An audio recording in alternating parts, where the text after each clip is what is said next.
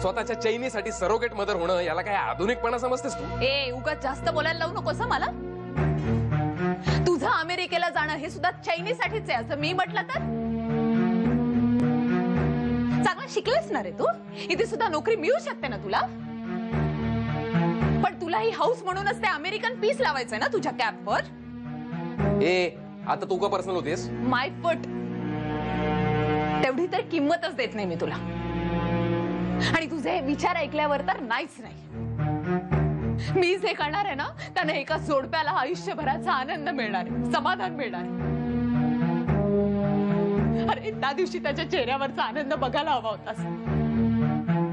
अरे तू विचार ना, आशूला विचार ना. ही जे करते ते तुला पटतंय म्हणून तू गेली होतीस. तू खोटं बोललीस माझ्याशी. बस आता कळलं मला काही बोलायचं नाहीये. समीर, समीर माझं ऐकून घे प्लीज. समीर प्लीज ऐकून घे. का गेलीस तू तिच्या बरोबर? समीर असं काय बोलतोस? किती आपलीच मैत्रीण आहे ना. तिचं वागणं पटतंय तुला? समीर प्रत्येक गोष्टीचं फक्त हो किंवा फक्त नाही असं उत्तर नसतं. कधी कधी ते या दोन टोकांच्या मध्ये असतं. वाह स्मार्ट. काय पॉलिटिकली करेक्ट उत्तर दिलेस तू. हुशार झालीस ना तू. माझ्यापासून काही गोष्टी लपवून ठेवण्या एवढी हुशार झालीस. गेले काही दिवस मी बघते तू तुझ्या अपॉइंटमेंट्स कॅन्सल करतोयस, पोस्टपोन करतोयस. त्यामुळे मी आता ठरवलं बाळाच्या बाबतीतलं जे काही असेल ते मी सगळं हँडल करेन. माझी बायको अचानक समजूतदार झाल्यासारखी वाटते मला. आता मी फक्त तुझी बायको नाहीये, तुझ्या बाळाची आई सुद्धा होणार आहे.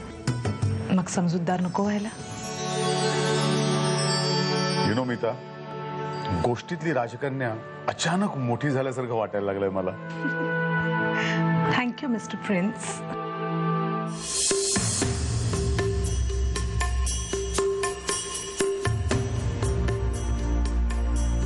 अगं लक्ष कुठे तुझं? दूध उतू गेलं असतं रे आता. सॉरी.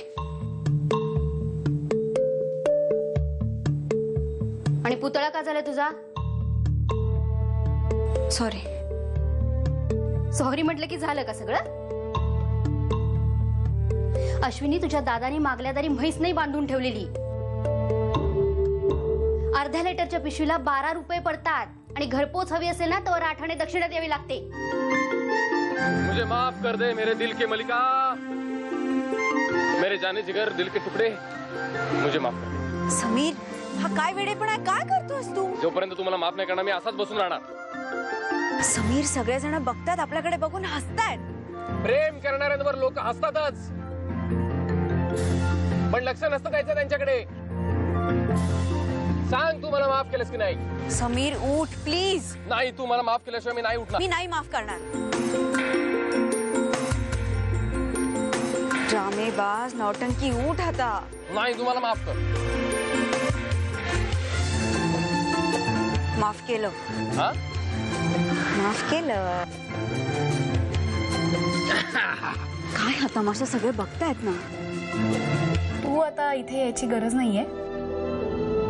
किटी येऊन गेली कारण तिचा सगळा चेकअप केलाय मी पुन्हा. Everything is fine. आणि सगळ्या तारखा दिवसाचे हिशेब वगैरे बघता येत्या 5 तारखेला आपण किटीला इन्सिमिनेट करू शकतो. ओह दॅट्स गुड. थँक्स कळवल्याबद्दल. थोडं जास्त व्याज भरण्याची तयारी आहे तुझी? जास्त म्हणजे किती? ते तू माझ्यावर सोड. बघू काहीतरी झोल करतो मी. आणि व्याज जरी वाढलं तरी हप्ता कमी करतो ना मी. पण त्याने काय होईल? म्हणजे तुझ्या लोनचा पिरियड वाढेल पण EMI तेवढाच राहील. चलेगा? आणि हो एक गॅरेंटर लागेल. म्हणजे तुझ्या ओळखीचा, तुझ्याबद्दल हमी देणारा आणि मुख्य म्हणजे नोकरी असलेला. आणि सरकारी नोकरी असेल तर दुधातच साखर.